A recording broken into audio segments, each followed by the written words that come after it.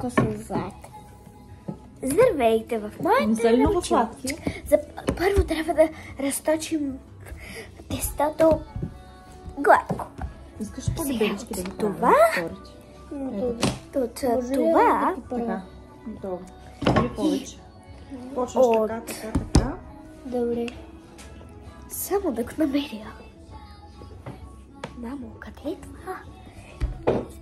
Добре. Ще направим звезда този път. Взимаме, трябва да е хубавичко тестото ни. Това е само за проба за моето клипче. Натискаме много силно и трябва тестото ни да е равномерно. Ето. За да не се изгорят.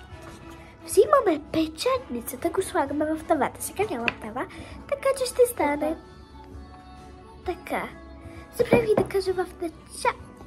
Добре, да направим още една. Добре, започваме с това тесто. Сега ще направим друго, ама по-хубаво и по-хубаво. Сега взимаме си бастунда. Всъщност, Данчо, къде са нещата?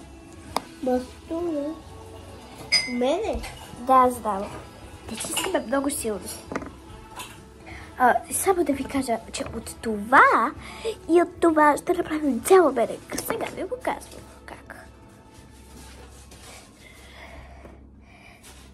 Така, супер меренка. Взимаме си по-тънкото част и слагаме така, по-натискваме и след това махаме. Уау, красота! Не правете още вкъщи такива меренки. След това, като се изпекат, мамо, дай ми една такова. След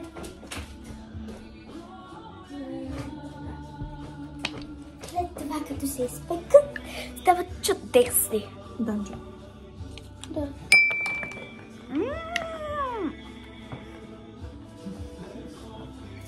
Ама това е вкусочия. Да си опитаме едно яйце научи.